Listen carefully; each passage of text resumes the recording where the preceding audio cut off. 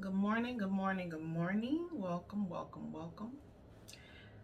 Today is a beautiful day. I got up, I tried to do my routine, but unfortunately, I was a little bit interrupted this morning by my routine, and it just led me to know that I'm a creature of habit, and a lot of us are. We become accustomed to our routines and we cannot break those routines. So because I started thinking how one little alteration of my morning routine, it got me to thinking about two different things. One being consistency.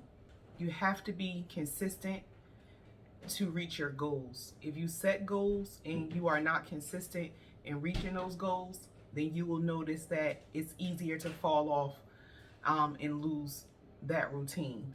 If you remain consistent within your own brain, yourself, your mental, your thinking, it's easier to break habits. If you become consistent, it's easier to accomplish the things that you set forward to accomplish. Consistency is everything. My brother, he's an advocate for schedules and sticking to a schedule and writing down what you have to do. It's just the same as when you show up at a job every day on time, especially me. I'm very finicky about my time. I like to be on time. Although I do procrastinate a lot, and that's my biggest flaw within myself, and that's a weakness of mine that I need to enhance. I find that if I get off of my routine, I get a little confizzled. So if you find yourself a creature of habit like me and you get a little bit off your routine, don't panic. Pick up from where you are and try to jump right back into it. Just resettle yourself and say, listen, this is not the end of the world. This doesn't define my entire day. This situation does not define my entire life. So you have to maintain consistency, however, be able to jump back in where you may have got knocked off a little, and be able to pick yourself up right there and just go from there. Don't sit there and soak in the fact that you were knocked off your routine or you're not being as consistent, because consistency is a habit that needs to be formed. When people hear the word habit, they automatically think negative. Automatically, if you hear, oh, this habit, or I have a habit of doing this, you think negative. But you can create great habits. You can create good eating habits. You can create good exercise habits. You can create good mind habits. Positive thinking habits. So habit is not a bad word. We need to get away from thinking that everybody who has habits are negative or bad. Habit, recondition your mind to to change that word and let that word habit work for you. It doesn't have to be a bad thing.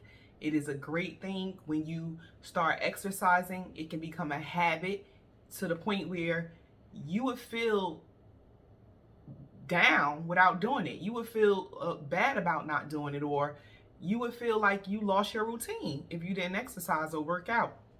Or if you drink water, you committed yourself to 8 bottles of water a day, and you said to yourself, "Oh, I didn't drink a lot of water today. I broke my habit, and I don't feel the same when I don't do it." So habits are not always bad things. Some people have very bad habits, which takes time to break, but you can recondition your mind and take that word habit and use it to your benefit. Don't always look at that as a bad thing. You need to develop some great habits in life with your skincare routine, eating healthier, mental habits where you're exercising physically, but you also need to exercise your mind mentally, and that means to take a moment to rest, to close your eyes, become centered with yourself, sit somewhere that's quiet, stare at a tree. It sounds corny, but I'm telling you, it will replenish some things from your soul that are missing. It reconnects you with the spiritual realm, and it actually centers you and helps you to release some of the stress that you encounter on a day-to-day basis. So today's word is habit. Don't be so quick to say this is a bad habit. Always use that word as, yes, it can be a negative word, but try to recondition yourself to make some good habits within yourself. Consistency is key. Always being consistent with yourself, trying very hard to commit to things that are beneficial to you the way you've committed to things that were beneficial to others. Be so committed to yourself that you are not willing to let it go for anything or anybody else. Now, if you need to let something go for yourself, you need to change your schedule for you, you need to go around and do something different for you, that's different, but not for everyone else. I used to tear myself down mentally, working so hard for everyone around me. If you need me, I'm there. If I don't want to be there, I'm still there. If I can't show up, I'm still there. If I shouldn't have been there, I was still there. And it was just beating me up in the inside. And all these other people were benefiting from me being such a consistent person, friend, and I was not benefiting from it. I actually was losing. I had to step back and think to myself, okay, it's okay to say no. It's okay to say I'm not coming. It's okay to say I can't make it. It's okay to say I can't do it. It is okay to say no. I had to learn that. I had to create a good habit for me to learn how to say no. And not only the aspect of saying it, because it took me a long time to say it, and that was one piece of the puzzle. Just learning how to not commit to things that weren't beneficial to me, whatever they were. That was one piece of the puzzle. But the other piece of the puzzle was not feeling a huge amount of guilt because of it. So you learn how to say no. You learn how to say I'm not coming, or I can't make it, or that, that's too much for me, or I can't fit that in my schedule, or I can't take on that project, or, I'm not available, whatever. I can't take this call. But the guilt that I would hold on to after I said no is something that I had to learn how to get rid of.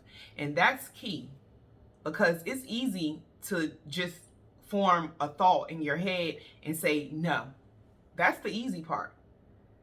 The internal battle that you will feel after you say no, that is the reshaping of your brain, of your thought process. That's the reshaping of learning to love yourself more than you love anybody and everybody else around you, to the point where it doesn't mean that you're neglecting them, or it doesn't mean that you're not being a great friend. It doesn't mean that. It just means that you're being good to yourself finally.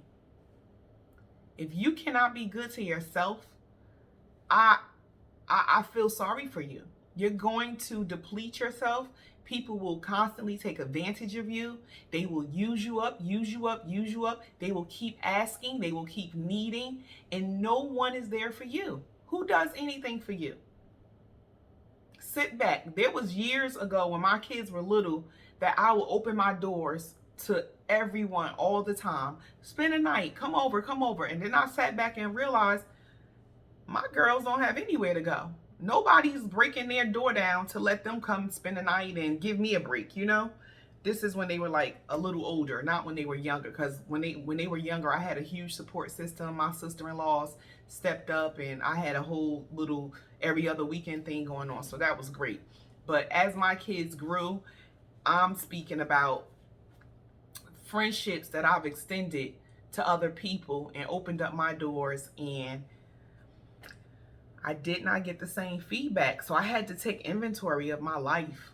You have to literally sit back. Like I said, go find you a park bench somewhere safe. Sit in your car. One of my best friends, she always posts on Facebook that she's sitting in her car listening to music. That's her quiet time. That's her escape. Just sitting in your car. Sometimes when you pull up at home, don't get right out the car. If you can, sit there for 10 minutes, 15 minutes. Give yourself 20 minutes. Sit there, listen to some music, turn on your favorite inspirational song, listen to a video, listen to some words of affirmation for yourself. Take a moment to yourself.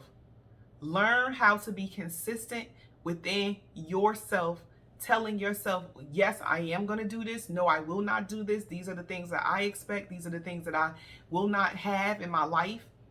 Be consistent about it and create great habits. Have a habit of making you feel good. Create a habit of making yourself come first. It took me years, and I'm still working on that. Putting myself first. Because I'm going to tell you something.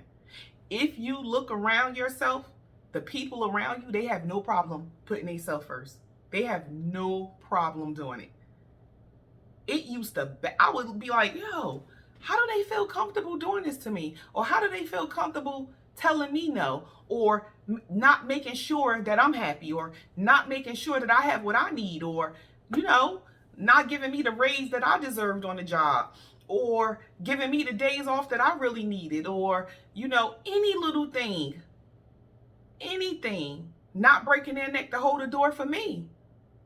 Not moving over in the grocery store so I can get past. But I'm always making sure my cart is out the way. My cart is to the side to be courteous. But you will notice that people around you do not hesitate to put themselves first. And I'm not telling you to be mean or nasty. There is a cordial way. There is a positive behavior change that you need to make to learn how to put your needs ahead of everyone else's. It is really hard, especially for women, because we are creatures of born to take care and nurture, and we are just infamous for putting ourselves last. I could spend a ton of money on people in my family and give my last. And when it comes to purchasing something for myself, I hesitate, I hold out, I just cringe. Why can't I love on me the way I love on everyone around me? So I had to develop a habit, a good habit of learning to say no, learning to love on myself, and be consistent with not feeling guilty about it, not feeling like I'm a bad person because of it. Just giving myself the same energy that I have given others, that they will never hesitate to give themselves, and giving it to me. Loving on yourself is very important. Habit is not always a word of negativity. You have to create good habits for yourself, inside and out, physically, mentally, and especially emotionally. Create great emotional habits. I'm telling you, start today. It will benefit you. You will feel good about yourself. You will start to notice other things change in your life. You will react to things differently. It is a great feeling. It is a great time to take advantage of yourself. Take advantage of you. Don't let anybody else take advantage of you and stop allowing others to take advantage of you. Take advantage of yourself. You're great. You're beautiful. You're smart. You're intelligent. You're strong. Take advantage of all that you have within. Give to yourself. Love on yourself. Be consistent. Do it on purpose. Be happy about it. Don't hold on to any guilt about it. Treat yourself to something beautiful, expensive. It's okay. Don't feel so guilty about it. I know it's people that need and people that don't have, but you're a person too, and you deserve to feel good and loved and whole. So take this time to create great habits for yourself and start. Your first habit that you need to create for yourself is just loving on yourself, being good to yourself. Let that be your first habit. Like, share, subscribe to my channel. If you have any questions, don't hesitate to email me at owleyespod productions with a Z at gmail.com. Tune into my podcast. Episode 3 was recorded and published. Tired of the Strong Black Woman. Love yourself, be good to yourself, and I'll see you soon.